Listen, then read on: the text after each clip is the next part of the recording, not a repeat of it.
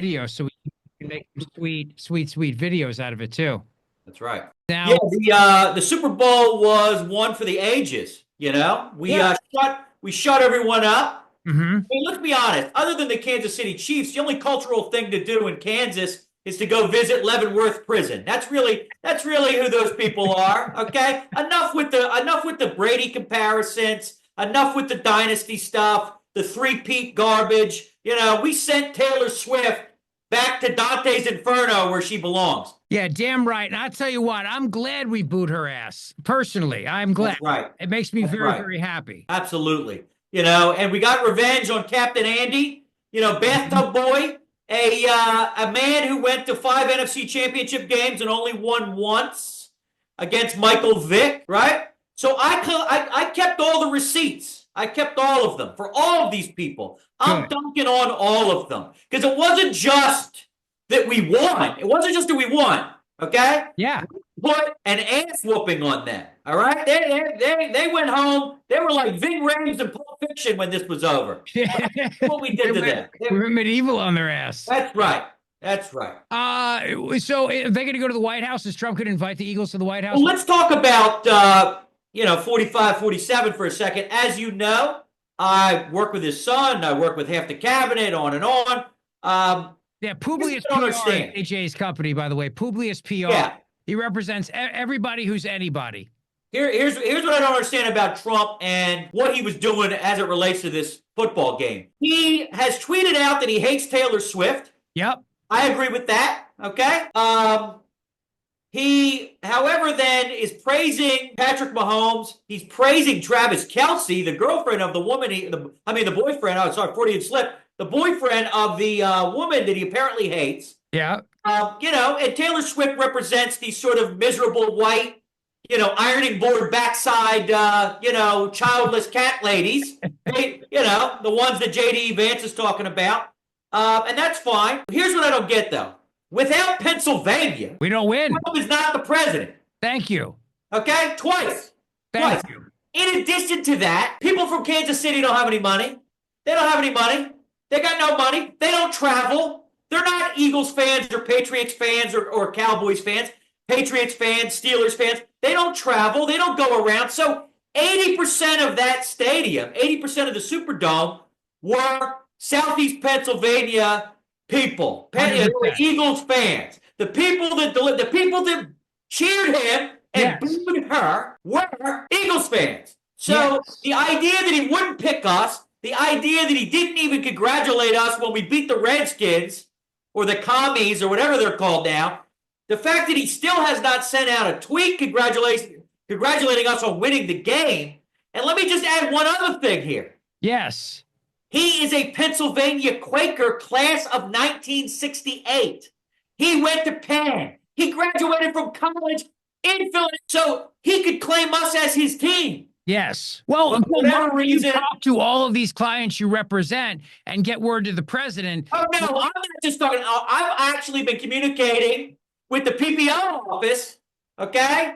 And they won't give me a clear answer on why aren't we getting the congratulations here? What the hell is going on here? I've been talking with Sergio Gore. Full disclosure, our client, he owns Winning Team Publishing. Mm-hmm. Or he did. He had to divest that. Now he's working for Susie in the White House. So where's our... I mean, come on, man. Listen, not only should you reach out to him, and the Eagles need to go to the White. We need to go to the White House when the Eagles are at the White House. I agree, brother. I totally agree. So I can only think election night. So yes, without Pennsylvania, but without my show, he wouldn't be president. That's right. So I can only think. No, I agree with you. Okay, you're the king. I'm the goat. You're the king. So I can only think that Jeffrey Lurie's political activity and his wacky wife, and maybe what took place in 2018 when Doug Peterson and Nick Foles and Carson Wentz wanted to go to the White House, but like Malcolm Jenkins and Chris Long and some of the DEI mafia did not want to go. I can only think that some of it, because I remember they were going to come and they weren't. They got canceled.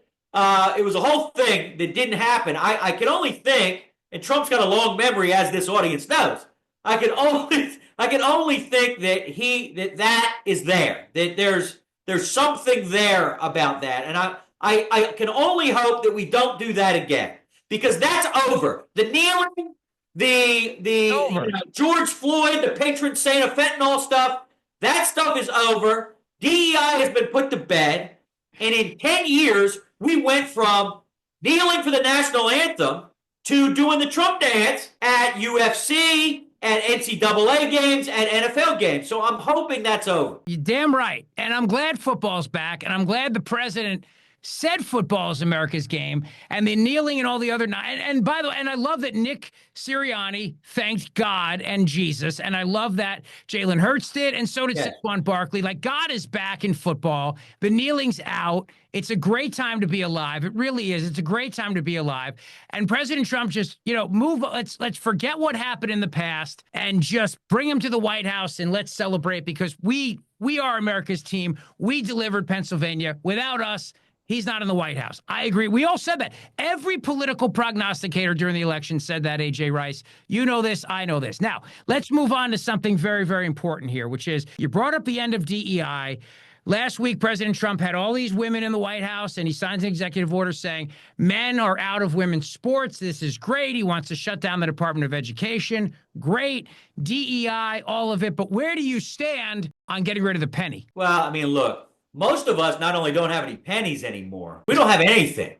I mean, we've become kind of a cashless society. I know there was a fight over the $10 bill. They were going to take Hamilton Hamilton away, or maybe take Jackson off the 20 and put Harriet Jackson Tubman off the 20 for Harriet Tubman, I think. Yeah. So I mean, look, I don't have any problem with Sacagawea and Harriet Tubman. I think you could rotate like stamps.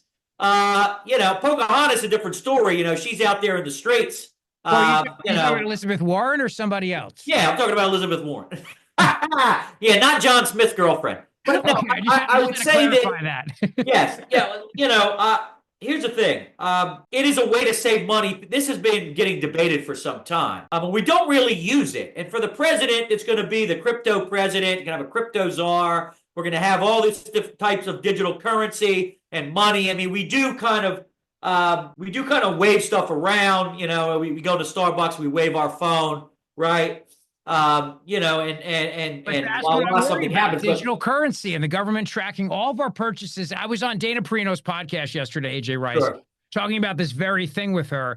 I worry about them tracking our purchases, and then, you're buying too much red meat, or your carbon footprint's too high, and then they start giving us taxes, fees, and surcharges. I want less receipts. You know what I mean? Well, it is another way to track us. And, I mean, most people don't want people knowing what we're all spending money on, because it's insanity. I mean, I don't even want my wife to realize how much Eagles paraphernalia has been bought here in the last 48 hours, right? Look, and how do you tip a stripper in a cashless society? I agree with you. I mean, there's none of this going on, right? It's not the same to throw like your phone, like Venmo, through the phone. It's just not the same, That's right. Excuse me, ma'am, Debbie Does Dallas, are you on Zelle? Can I Zelle you? What's going on there? Look, we're not using pennies though, because stuff has become so expensive. How about you give me like a $1 coin or a $5 coin, and you can use the mint that way. But, the idea that we're even using pennies at this point is kind of wacky. We're not. It's, but pennies are not just a remnant of the 19th century. I mean, there's a lot of remnants of the 19th century that we need to get rid of in government. So, it's funny too, Rich. The Democrats are always talking about, how are we going to pay this? How are we going to pay for that? Ooh, how are you going to do this? The Congressional Budget Office says this and that. Well, apparently the Congressional Budget Office missed the $70,000 for a DEI musical in Ireland, right? Yeah. $47,000 for the transgendered opera in Colombia. I'm sad that you and I aren't going to get to go see that together. Oh no, I'm getting a refund for my tickets. That's right. And $32 grand for the transgendered comic book in Peru. I was gonna bring some of those to CPAC for you. So I mean, look, the reality is that there's plenty of places you can find this money. I mean, I live here. I'm in the swamp. And I'm walking up and down my street out here every day, offering to buy, these houses from them. I got a duffel bag right full of pennies, duffel bag full of pennies. These people are about to get S-canned, and I'm saying, okay, deep stater, you're about to lose your house. Please won't you be not my neighbor? A.J. Rice is the author of the White Privilege album. He goes out there and destroys woke and represents very, very important people who are in high-level positions in Washington. Actually, you sent me this text about all your clients. This is pretty cool, and I do want to share this because this is neat stuff, and I'm proud of you. I'm proud to know you. You were also great with helping us get Tulsi Gabbard. So let's see. Little list here. He's on the list. White House so far: Secretary of Defense, HHS Secretary, Treasury Secretary, National Security Advisor, Director of National Intelligence, Tulsi Gabbard, our friend, Assistant Secretary of State, Chief of Protocol of the United States of America. That's Monica Crowley. What? Yeah, that's Monica Crowley. Yeah. Monica Crowley, our buddy. White House, I mean, they're all our friends, but, White House Senior Counselor for Trade and Manufacturing, Co-Chair of the Department of Government Efficiency, that's Vivek, Director of the Presidential Personnel Office, Chief of Staff for Office of Management and Budget, Director of Voice of America Network, U.S. Ambassador to Greece, Undersecretary for the Air Force. That's very impressive. So, can we go to the White House Easter egg roll at least? Yeah, exactly. I'm trying to get in there too, brother. I mean, we should. It's no longer. I mean, we don't have to go in there with any men that have implants, chest implants, like the last couple of years that we've seen. So, a couple, an Irish and Italian walk into the White House Easter egg roll, right? It's the beginning of a beautiful story. But it is, I mean, in all seriousness, that's a very impressive list. And these are great people. I love Tulsi Gabbard. I know that there's Republicans trying to stop him, but I saw a story today. She picked up another key support. And I do think she's going to get confirmed. I think Bobby Kennedy's going to get confirmed. I think this is going to happen. What do you think? So, yeah, I mean, full disclosure, we are helping some of these people now. Good. It's kind of like me being a pro bono lawyer. And there are, religious leaders that are coming out endorsing Tulsi. I saw Franklin Graham sent out, and we are trying to get them across the finish line. I will tell you this, though. Okay? Yeah.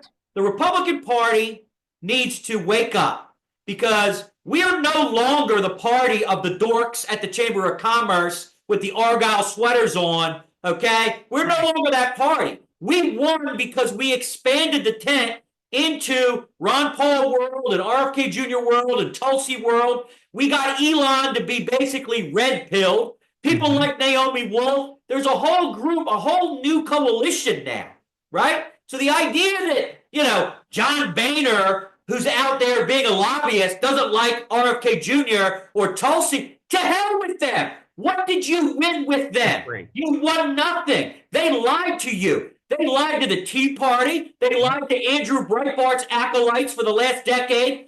To hell with them. They gotta go. So I think Thune is smart enough to know that. I do. Yeah, look, I mean, this is a moment we have to seize. If we don't seize this moment now, you got a president who wants to, I love this. He wants to weaken his own branch of government. He wants to get rid of the waste and the bureaucrats and return power to the Congress and to the people. That's remarkable for a guy who's supposed to be a fascist dictator. Number two, you have a Republican House and you have a Republican Senate. Midterms is going to be here before we know it. We have a very limited window now to do all of this, and Congress needs to step up. Trump can only do so much by executive order, and then if there's a Democrat in the White House, they can reverse everything that he did by executive order. Congress needs to get in the game here. We got to seize this moment. We can literally now end the deep state for good. This is the moment where we can turn. I mean, we can kill the bad guy. We can kill Ghostface. We can do this, but we have to do it now. Otherwise, we'll never get the chance. The American people voted for the grand disruption. Yes. And Trump is an icon, and RFK Jr. is a folk hero, and Elon Musk is a genius. And between the three of them, each of these departments is getting its own disruptor, whether it's Bondi or Kash Patel or Tulsi or whoever it is. Yep. National FOP came out today. National FOP came out endorsing Kash Patel as FBI director. So he's got support of law enforcement officials across the country, which is great. But he's a disruptor. And, the thing about it, too, A.J. Rice, is that I wonder, between Tulsi and Kash Patel and Pam Bondi, they're going to expose it all for us. The level of weaponization I don't think we've even scratched the surface yet. I mean, we know about them targeting moms at school board meetings and Catholics at mass, and we know about them going after people praying at abortion clinics. But there's also the list they compiled of people shopping at Cabela's and all the people they labeled as domestic violent extremists, the people on Quiet Skies list, like your client, Tulsi Gabbard, the future director of national intelligence. We don't even know the half of it, I think. No, we don't. And, we got to send in some bloodhounds to start digging around in the backyard. I mean, look, I'm from Philly. I've been in D.C. now 20 years. I can tell you, you guys up there, go Birds, but understand that you don't even know the amount of acronymed departments that are here. Yeah. When they start looking into what DARPA has been doing, what the National Endowment of the Arts has been spending money on, there are these organizations like the General Services Administration and the Government Accountability Office. Where the hell have they been? I mean, these are massive leviathans that have to be chopped up and thrown onto the stove and cooked out of existence. They have to be. And it's going to be hard to restaff all of this once it's gone. I got to tell you, especially it is. They're not just going to be able to just find people. All right. So, I mean, look, this is what and look, CBS News put out that poll the other day. Apparently the American people like what they're seeing.